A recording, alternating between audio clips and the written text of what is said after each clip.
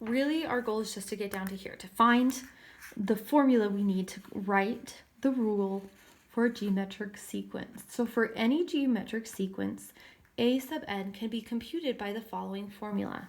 So this is the explicit rule for a geometric sequence, okay? Where I take my first term in the sequence and I have to multiply it, gosh dang it, pushing too hard, r, which is my common ratio, n minus 1 times. Okay, common ratio. So let's do some examples, okay? You found a, this one's actually fun. I like this one for some reason because it's just kind of like crazy. You found a penny and picked it up, okay? Because it's like you can't walk by a penny without picking it up. You decided to deposit your penny into a savings account that offered to double your money every week. Jump on that big account if you find one. It's not really in existence, so don't get your hopes up after this problem. But anyway, you decide to deposit it and that doubles it every week. Okay, how much money is in your account after 26 weeks? Well, first of all, A1 equals what? What does it equal? 1. 1 penny. 1 penny. Okay, so we're going to say it equals 1. And then my common difference, or ratio, gosh, I gotta stop saying that. Common ratio is 2. Because that's what number I'm going to multiply it by. Because it's doubling, so I'm going to multiply it by 2. So I'm going to write out my equation here. So I get an equals 1 times 2 to the n minus 1. That's pretty easy. That's all I had to write. But it wants to know how much money I'll have after 26 weeks. So I'm going to plug in 26 right here. So that actually equals 1 times 2, 26 minus 1. So that's 1 times 2 to the 25th. I want you guys to figure out how much money that is. It's a crazy amount. You're going to be like, what? It is ridiculous. So if you tried to do this yourself, it's near impossible because it comes out to being like $1 million or something, or even bigger. A lot of money. Okay. Next one. A1 equals 2,000 and R equals negative 0.4. Same thing. I'm going to go...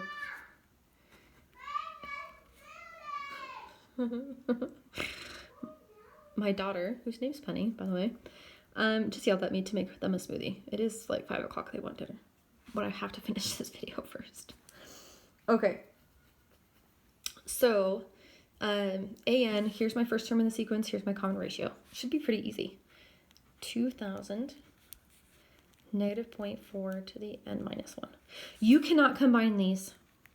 I shouldn't have to say that because we've already talked about exponential functions, but my SM1 students do it all the time and they get it wrong. Why can't I combine it? Well, this has an x on it. This doesn't. Can't combine it. Bases aren't the same. Can't combine it. Can't combine it. Okay? If you need to put that down in your notes, do it. Can't combine these. So this is as simple as it can get. Now, just plug in 12, round your answer to the nearest tenth. I don't feel like I should have to do any more of those. You can rest. I use these notes for my SM1 students, and when I was trying to create this packet, it was just like really fast, just kind of like print them off and do it really quickly. Okay. Now let's say you are given the value of 2 terms of a geometric sequence. This is where it gets kind of tricky.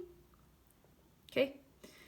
So it says, let's say that we have A1, it equals 4, and A4 equals 108. Then how am I going to calculate R? How am I going to calculate R? Well, there are several ways you could do this, okay? You could do it this way. So it says, recall that this formula.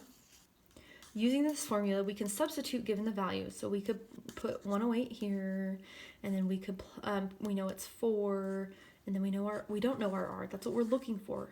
And if we plug in 4 minus 1, we get 3, divide by 4, and then take the cube root. Okay, now I have other students who like to do this. In the past, this is what they've done. They've said, okay, the first term's 4. We have a second term, a third term, and a fourth term, which is 108. Okay, which means I have to multiply something 3 times. Okay, so what students have done in the past is said, well, I have to take 108 and I'm going to divide it by 4. Okay, that's going to give you I don't know, 27. Well, how many times did I have to multiply? 1, 2, 3. So then I have to take the cube root of 27. What's the cube root of 27? It's 3. Now, that's exactly what you would do if you just put it into this formula. Okay? If I divide by 4, I get 27. Take the cube root of both sides, I get 3. Now, once I figure that out, I have my formula. So I have AN equals 4 times 3 to the n minus 1, so I can plug in 8 to figure out what A8 is. Try this one. Okay? Actually, I'll do this one. I want you guys can try these practice problems. And we're going to skip the recursive for now and come back to that in 7.5. So A1 equals 9, A3 equals 144. We're going to calculate R. Okay? So if I did it this way, okay, I start off, I have 9, and then I have 144. So to go from here to here, that's twice. So I'm going to divide 144 over 9. Now that's not going to give me a pretty number. So my other option is just, instead of like actually dividing, I know that's 2 times, so I'm going to take the square root, which is 12 over 3, which is just 4. Actually, maybe it did give you a pretty number. I guess I was wrong. Okay, so my R value is 4. Now I could also plug it into here. So I could say, well, I know this.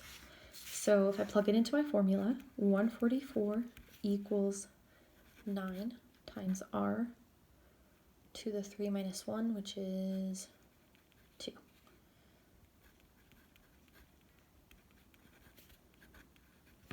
Okay, and I could solve it that way, and I get the exact same thing as what I did over here. Okay, that is geometric sequences. Next video will be geometric series.